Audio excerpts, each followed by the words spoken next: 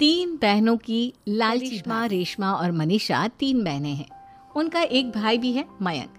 मयंक अपनी बहनों को बहुत प्यार करता है, लेकिन मयंक की पत्नी सविता इस मामले में मयंक से बिल्कुल ही अलग है।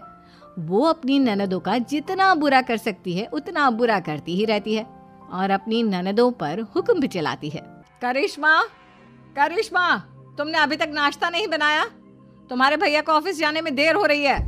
हाँ भाभी, बस अभी बनाती हूँ। करिश्मा, तुम ये ढीलापन छोड़ दो। कल को पराए घर जाना है। वहाँ अगर तुम इस तरह से काम करोगी तो लोग क्या कहेंगे कि माँ ने और भाभी ने कुछ सिखाया नहीं। और तुम्हारी दोनों बहनें कहाँ हैं? अब रेशमा मार्केट गई है और मनीषा सो रही है। क्या? सुबह के 8 बज रहे हैं और ये महारानी अभी भी सो रही है? ये कहते हुए सविता अपनी सास दुर्गा देवी के पास जाती है। माँ जी, देख रही हो अपनी बेटियों के तौर तरीके? क्या हुआ बहू, सुबह सुबह क्या कर दिया मेरी बेटियों ने? अरे एक तो अभी अभी उठकर किचन में गई है, दूसरी सुबह सुबह बाहर चली गई और तीसरी अभी तक सो रही है। क्या करूं मैं इन तीनों का? मैं तो परेशान हो गई हूँ। जा जाकर उठा उसे और रेशमा से मैं बात करती हूँ। सविता सीधा मनीषा के कमरे में जाती है और उससे कहती है, महारानी जल्दी उठो, सूरज सर पर आ गया है। भाभी थोड़ी देर और सोने दो ना, मैं रात को लेट सोई थी। वो क्या है ना, यूनिट टेस्ट चल रहे हैं। शराफत से उठती है या नहीं, या फिर पानी की भरी बाल्टी डालूं तेरे ऊपर? नहीं भाभी, मुझे बिस्तर में नहीं नहाना, उठती हूँ मैं। मनीषा जल्दी से उठकर बाथरूम में चली जाती है। सभी आराम से बैठकर नाश्ता कर रहे होते कि तभी रेशमा बाजार से हाथ में सामान लिए आ जाती है। रेशमा को देखते ही सविता उस पर बरस पड़ती है। लो, आ गई महारानी। ऐसा भी क्या सामान लाना था जो सुबह आंख मलते ही बाजार की तरफ रवाना हो गई?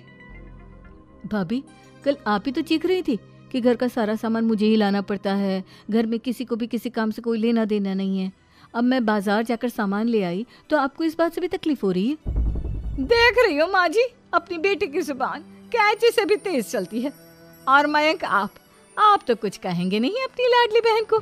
रेशमा, अपनी भाभी से ऐसे बात नहीं करते। चलो माफी मांगो। भैया, मैं क्यों माफी मांगू?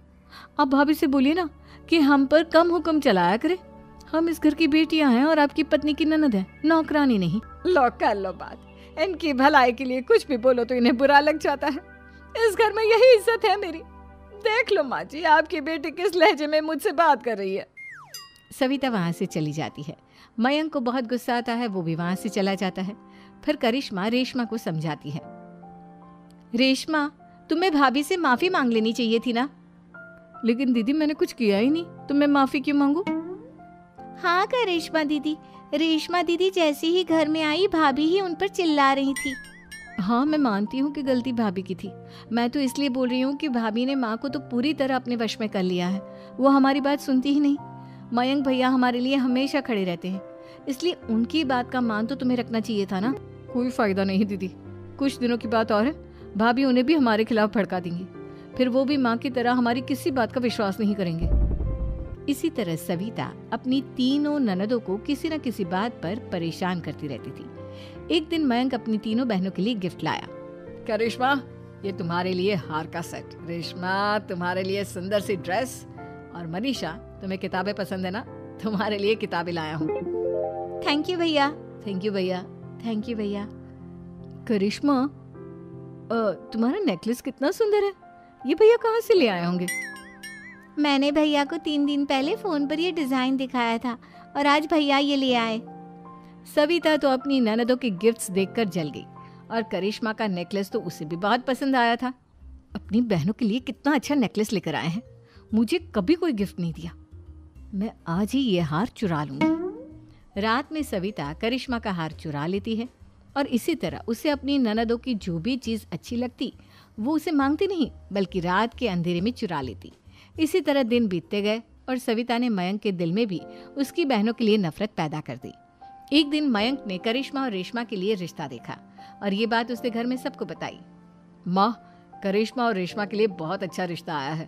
वो लोग कल इन्हें देखने आ रहे हैं। आप और सविता मिलकर सारी तैयारी कर लेना। ये सुनकर करिश्मा और रेशमा खुश हो जाती हैं, लेकिन सविता सोचती है, अगर इन दोनों बहनों की शादी हो गई तो घर और बाहर का काम कौन करेगा? मनीषा तो एक नंबर की कामचोर है, उससे तो किसी बात की